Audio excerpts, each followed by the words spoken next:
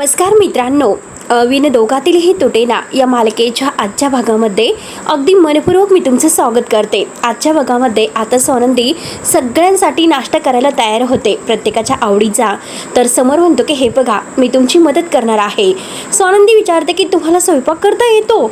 समोर म्हणतो की हो, आणि मी तुम्हाला सगळी मदत करणार आहे. स्वानंदीला मात्र आता हसू येते. त्यानंतर आता इकडे सुष्मिता, मलिका, अंशुमन हे तिघही रूममध्ये आलेले आहेत. तर मलिका सुष्मितावर खूप खुश आहे आणि म्हणते की अगं, तुझी ताई स्वतःला खूपच शहाणी समजते, पण आज तू तिलाच कामाला लावलंस, खूपच ग्रेट. तेव्हा सुष्मिता म्हणते की बरं झालं मॉम-इन-लॉ मी तुमचं ऐकलं, नाहीतर त्या ताईने मला या घरातील मेडच बनवून टाकलं असतं. आणि आता तिला समजेल की बॉसगिरी करण्यानंतर कसं वाटतं. त्यावरती आता लगेच मलिका खूप खुश म्हणते व्हेरी स्मार्ट. आणि बघ ना अंशुमन, अरे तुझी बायको किती हुशार आहे, सगळं काही पटकन शिकते. त्यावरती अंशुमन म्हणतो की हो बघ ना, बायको कुणाची आहे. तेव्हा लगेच आता सुष्मिता म्हणते की मी इतकं नाही केलं.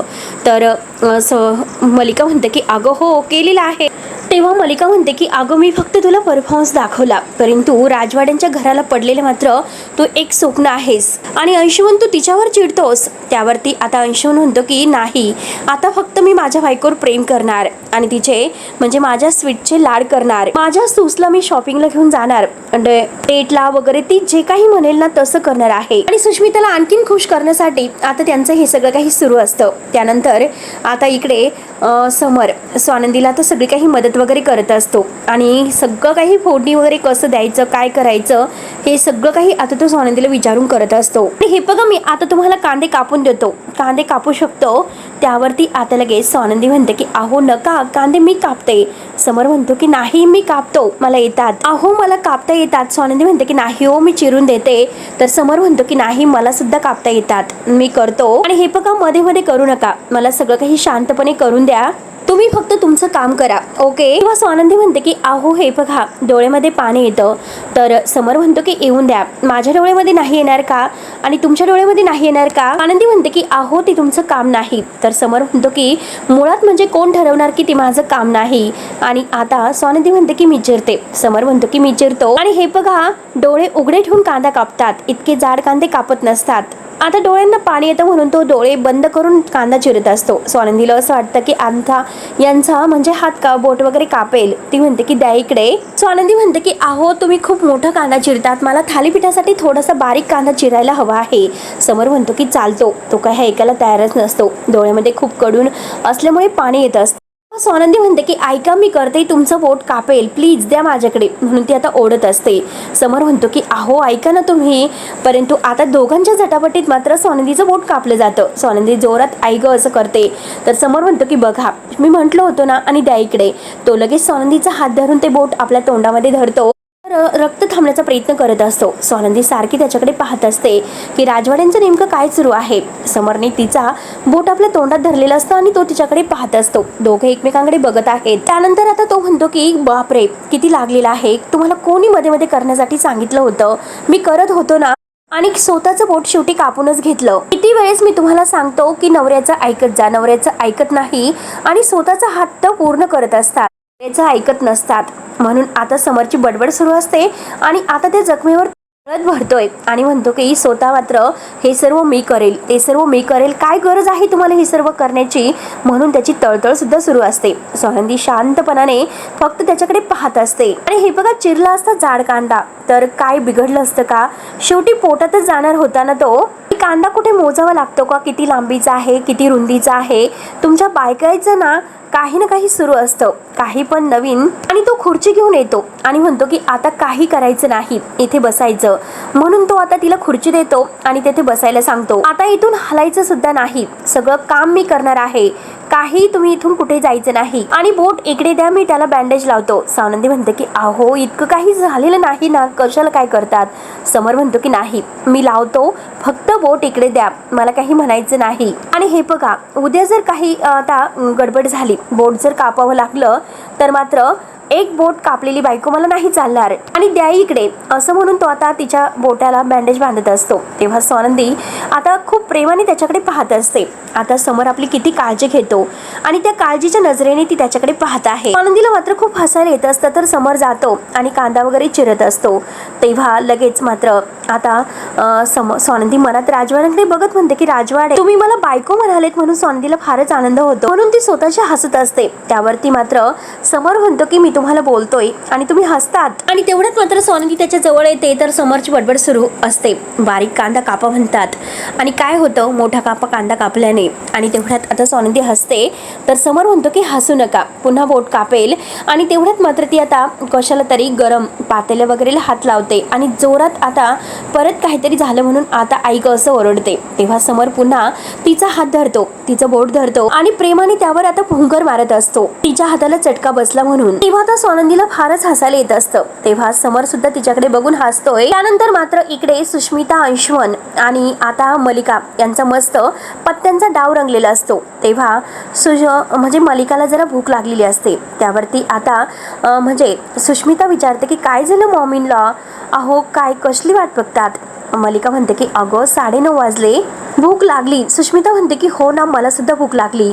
मलिका म्हणते की काय ग, तुला काय वाटतं स्वानंदीने आता ब्रेकफास्ट बनवलं असेल का. सुष्मिता म्हणते की तुम्हाला माहिती नाही, अहो ताई फार फास्ट आहे, कारण तिचं सगळं काही वेळेच्या अगोदरच होईल. त्यावरती मलिका विचारते की अगं पण समजा नाही झालं तर तू काय करशील बरं. सुष्मिता म्हणते की नाही झालं तर मी तिच्यावर ओरडेल. म्हणजे मला कसं ती बोलते, जेव्हा मी किचन मध्ये गेले होते तेव्हा ती माझ्यावर ओरडली होती, तसंच मी तिच्यावर काहीतरी ओरडून तिला काहीतरी बोलेल, जशी ती माझ्यावर ओरडली होती त्या दिवशी, एकदम तसं. हे बघा, ताईला मात्र मला घरातील मेड करून म्हणजे ठेवायचं होतं, परंतु बघा जर वेळेच्या अगोदर झालं नाही ना, मी बघा कशी तिच्यावर ओरडते. तेव्हा लगेच आता मलिका खुश होते आणि म्हणते की वाव काय डोकं आहे. तर ही सुष्मिता वेडी लगेच खुश होऊन थँक्यू बोलत असते. आणि त्यानंतर आता मलिका म्हणते की हे बघ, जराही कितीही आता नाश्ता चांगला झालेला आहे तर मुद्दाम आपण त्यामध्ये काही ना काही खोडी काढतच राहायच्या आणि मुद्दाम तसंच नाटक करायचं. ती सुद्धा तशीच वागत असते सगळ्यांबरोबर. तेव्हा सुष्मिता म्हणते की मॉम लॉ, अहो तुमचं बरोबर आहे, मी सेम टू सेम तसंच करेल. आणि आता तिघेही बाहेर येतात तर सुष्मिताची मात्र बडबड सुरू असते. मॉम लॉ, अहो मी सकाळपासून उपाशी आहे, कोणाला माझी काळजी सुद्धा नाही. आजी सुद्धा बाहेर आलेले आहेत आणि तेवढ्या डायनिंग टेबलवर बघितलं जातं तर सगळ्यांच्या आवडीचाच नाश्ता तयार झालेला असतो, तो पण रेडी. तेव्हा आता मलिका सुष्मिता ह्या बघतच असतात. तर स्वानंदी म्हणते की हो सगळं तयार आहे, ते पण आता वेळच्या वेळी. 9:30 आपलं ठरलं होतं ना, मग सगळं काही तेव्हाच तयार आहे. आजी म्हणते की वा वा स्वानंदी. सुष्मिता हसत असते. आजी म्हणते की अगं किती पटापट हे सर्व तू केलेलं आहे आणि बघ ना किती घमघमाट सुटला आहे, सगळं काही तू उत्तमच केलं असेल. आणि सुष्मिता शिक, अगं जरा तुझ्या ताईकून जरा काहीतरी शिक व्यवस्थित. सगळ्यांचं परफेक्ट करत असते, घरचं काम करते, ऑफिस मधील काम करते, आम्हाला काय हवं काय नको सगळं काही बघते आणि पथ्य पाणी सांभाळते आमचं सुद्धा. आणि सतत मात्र हसत मुख असते आणि सासर माहेर दोन्ही सांभाळते, पिंट्याची काळजी घेते, माझं सुद्धा औषध पाणी सगळं काही बघते. मग आता आमच्या घराने असं कित्येक पुण्य केलेलं आहे म्हणून नंदी अगं तुझ्यासारखी सून आम्हाला मिळाली. समोर आता गालातल्या गालात फार हसत असतो. पण होतं काय, मलिका आणि अंशुमन यांचे चेहरे मात्र आता खूप असे बघण्यासारखे झालेले असतात.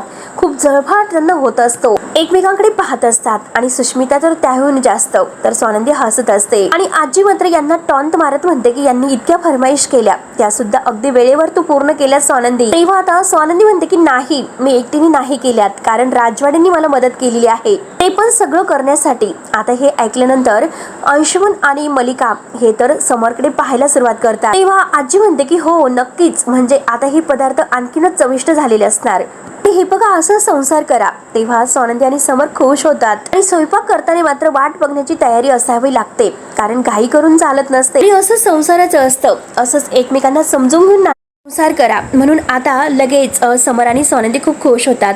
समर सगळ्यांना मात्र आता नाश्ता करायला बसवायला लावतो.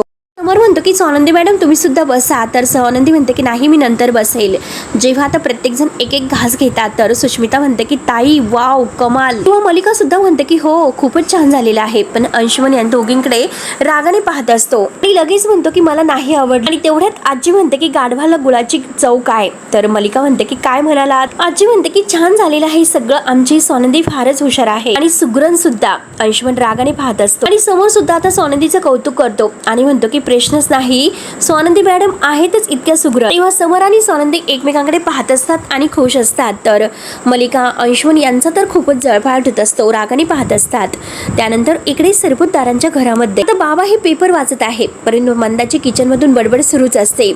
सर्कस मध्ये कसे लोक राहतात ना, तसेही लोक राहतात. घरामध्ये मानाची माणसं येणार आहे, अधिक मासाचं आमंत्रण द्यायचं आहे, पण त्याचं काही घेणं नाही. आणि सोन तिकडे मस्त आराम करत बसलेली आहे. मी एकटी इकडे काम करत आहे. तेव्हा बाबा म्हणतात की एवढे कष्ट पडतात तर मात्र कशाला इतकं सर्व घाट घालायचा दुसऱ्याच्या जीवावर. तेव्हा मंदा लगेच म्हणते की अहो घाट घालतात म्हणजे नक्की काय, अधिक मास आहे आणि तुम्हाला तर माहिती आहे की जावयासाठी अनारसे करता, आपल्याकडे ती पद्धत आहे. बसल्या बसल्या निदान जावयांना तरी फोन करा, त्यांना आमंत्रण द्या. तेव्हा बाबा म्हणतात की समरराव आणि नंदू ह्या दोघांना मी नक्की फोन करेल. तेव्हा मंदा म्हणते की अंशुमन आणि सुष्मिताचं काय. तर बाबा म्हणतात की हे बघ, समररावांना जर कळाले तर बरोबर त्या दोघांना सुद्धा कळेल. मंदा म्हणते की याला काय अर्थ आहे, ते दोन वेगवेगळे जावई आहेत, मग दोघांना वेगवेगळे फोन करायला पाहिजे, कारण त्या दोघांचं सुद्धा मान आहे. नाहीतर ते कसं दिसेल. तर बाबा रागाने म्हणतात की ते कसं दिसेल याबद्दल मला माहिती नाही आणि त्या अंशुमनशी मी एकही शब्द नाही बोलणार, त्याच्याशी बोलण्यात मला इंटरेस्ट सुद्धा नाही. तेव्हा आता मंदा म्हणते की असा आडमोठेपणा जरा बंद करा,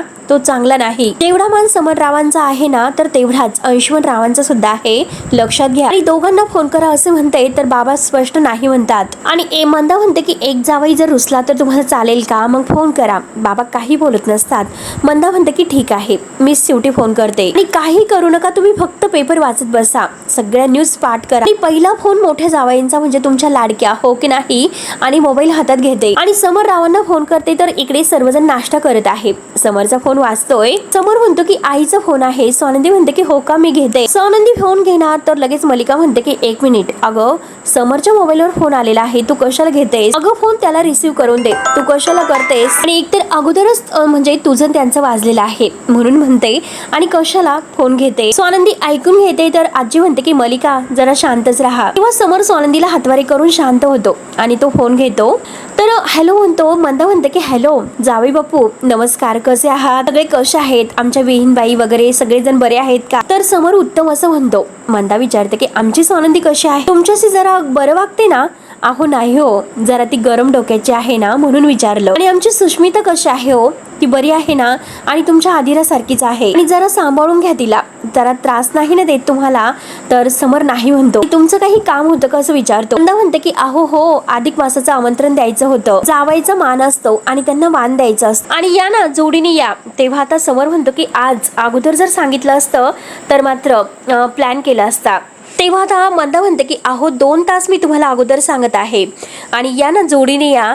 तर समर म्हणतो की हे बघा, अहो माझ्या मीटिंग्स ठरलेल्या आहेत. तर मंदा म्हणते की जावई बापू हे बघा, मीटिंग वगैरे काही चालणार नाही. खरंच कसं असतं, बिझनेस एकीकडे असतो आणि संसार एकीकडे असतो आणि दोन्ही सांभाळावं लागतात ना. वेळात वेळ काढा आणि या नक्की. समर म्हणतो की हे बघा, खरंच काढला असता, पण त्याचं काय आहे.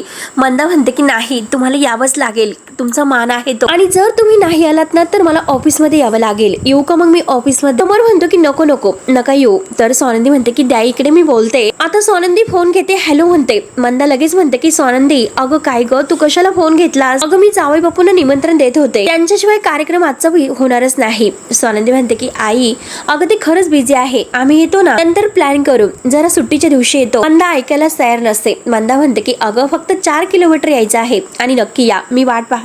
जेवण वगैरे करा आणि जा नक्की, आणि हे बघ लवकरात लवकर या. आणि तू एक काम कर, तू अगोदरच आहे, जरा मला मदतीला कोणी नाही मदत करायला. तेव्हा समोर आता तिला खुणावत असतं स्वानंदीला. आता रूम मध्ये मी जातो, तुम्ही द्या ठेवून फोन.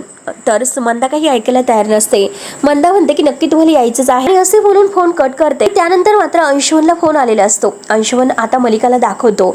मलिका म्हणते की अरे घे ना. स्वानंदी किचन मध्ये येते, समोर आतमध्ये निघून गेलेला असतो. अंशुमन फोन उचलतो आणि हॅलो म्हणतो. मंदा म्हणते की नमस्कार जावई बापू, अहो कसे आहात, आणि हे बघा मी आमंत्रण देण्यासाठी फोन केलेला आहे अधिक मासाचं, आणि जोडीने या. तर अंशुमन म्हणतो की हो येतो. आता मंदा लगेच खुश होते आणि म्हणते की एका फटक्यात तयार झाला. आणि तुमचे बंधू बघा ना किती आडेवेडे घेत होते, बहुतेक त्यांना आमचं घर पटत नसेल म्हणून यायचं नसेल. तर अंशुमन म्हणतो की मला त्याने काही फरक पडत नसेल. मंदा म्हणते की वा, दृष्टच काढते, मी तुमची वाट बघते, या नक्की या. अंशुमन म्हणतो की नक्कीच आणि बाय करून तो फोन ठेवतो. आणि फोन ठेवल्यानंतर आता स्वानंदीकडे बघत म्हणतो की पहिला अधिक मास आहे, सासूबाईंनी बोलवलं, जावं तर लागेल. तेवढ्यात मलिका आता म्हणते की अगं बाई, रोहन आणि अधिरा या दोघांना सुद्धा बोलावं लागेल, विसरलेच होते. आजी म्हणते की नशीब, आता तरी आठवण झाली स्वतःच्या जावयाची. अर्पिताचा नवरा तिला आणि बाळाला घेऊन 2 दिवसासाठी बाहेर गेलेला आहे. तू एक काम कर, रोहन आणि अधिरा या दोघांना बोलव, आपण त्यांचा चांगला मानपान करूया. मलिका आता फोन करायला घेते. त्यानंतर समर आता ऑफिसला जाण्यासाठी तयार होत असतो. स्वानंदी तिथे येते आणि अहो तुमचा फोन माझ्याकडे राहिला होता. समर म्हणतो की थँक्यू आणि ती सॉरी म्हणते. समर म्हणतो की कशासाठी? तर स्वानंदी म्हणते की आईच्या हट्टामुळे तुम्हाला तुमच्या कामामध्ये बदल करावा लागतो. समर म्हणतो की अहो हे बघा, एखाद दिवशी चालतं, नका टेन्शन घेऊ. स्वानंदी विचारते की नक्की तुमचं काम? मग समर म्हणतो की काम तर महत्वाचं आहे आणि अधिक मास सुद्धा महत्वाचा आहे, आपल्या लग्नानंतरचा आपला पहिला अधिक मास आहे, रीतीनुसार सगळे सणवार साजरे व्हायलाच पाहिजे, काम संपून येतो, डोंट वरी. स्वानंदी विचारते की नक्की? तर समर म्हणतो की हो, पण तुम्हाला इतकं आश्चर्य का वाटतं? स्वानंदी खूपच म्हणजे आता खुश झालेली असते. त्यानंतर इकडे आता अधिरा आणि रोहन मात्र तयार होऊन जायला निघतात. अधिरा म्हणते की अरे रोज चल ना, आणि तेवढ्यात मंदा त्यांच्याकडे बघते आणि म्हणते की काय रे कुठे चाललात असं विचारते. तर रोहन म्हणतो की आम्ही अधिराच्या माहेरी चाललो. अधिरा म्हणते की आई हो असं काय करतात, मम्माने इन्व्हाइट केलं कारण अधिक मास आहे. मंदा डोक्याला हात लावते आणि विसरलेच मी, आणि ती रोहनला म्हणते की तू पुढे हो, अधिरा नंतर येईल. अधिरा विचारते की का पण? तर मंदा म्हणते की अगं का पण म्हणजे समरराव आणि अंशुमनराव दोघेही आज जेवायला येणार आहेत, तर खूप काम पडलेले आहेत, अनारसे करायचे आहे. अगं मी तुला माहेरी जायला नाही म्हणत नाही, पण जा, पण थोडंसं काम करून जा. किंवा बाबा म्हणतात की मंदा जाताना तिला आडू नकोस, आणि जर तुला झेपत नसेल तर साधं काहीतरी बनव. आणि हे बघ अधिरा, अगं सासरी म्हणजे थोडीशी मदत करायला नको का? माहेरी तर खूप लाड होतीलच. बाबा म्हणतात की हे बघ, तिने सगळं काम तिचं केलेलं आहे, तिला जाऊन दे, उगाच आडू नकोस. मंदा म्हणते की तिने कोणती कामं केली, सकाळपासून मीच किचन मध्ये राब राबतेस. तेव्हा अधिरा म्हणते की बाबा आई शांत व्हा, मी थांबते. ओके. बाबा म्हणते की नाही, तुम्ही दोघंही जा, हे बघा तुमचा दोघांनाही तुमचा वेळ मिळायला हवा. अधिरा तू येथे थांबण्याचा विचार करू नकोस. शेवटी बाबा तर ते दोघांना काढूनच देतात. त्यानंतर आता इकडे स्वानंदी समरला म्हणते की जर कामामध्ये तुम्हाला कोणी अशी आडकाठी घातली तर तुम्ही रागवतात, एरवी म्हणजे कसं फॅमिली फंक्शन मध्ये तुम्हाला उत्साह नसतो ना, म्हणून विचार. तेव्हा समर म्हणतो की स्वानंदी मॅडम अहो काय बोलतात तुम्ही, मी चिडतो. हे बघा कधी कधी ह्या उत्साहामध्ये जास्त मजा असते, तुम्ही असं टिपिकल बायको सारखं करू नका, आरोप करू नका असे चुकीचे. आपण भेटूयात संध्याकाळी नक्कीच तिकडे. दोघे एकमेकांना बाय करतात. समर निघून जातो. स्वानंदी खूपच खुश होत आणि कधीच वैतागत नाही म्हणे, मजेशीरच आहात राजवाडे तुम्ही, असं बोलून स्वानंदी खूपच असते. तर मित्रांनो हा भाग येथे संपतो. पुढे नक्की काय होणार आहे बघायला विसरू नका. तोपर्यंत धन्यवाद.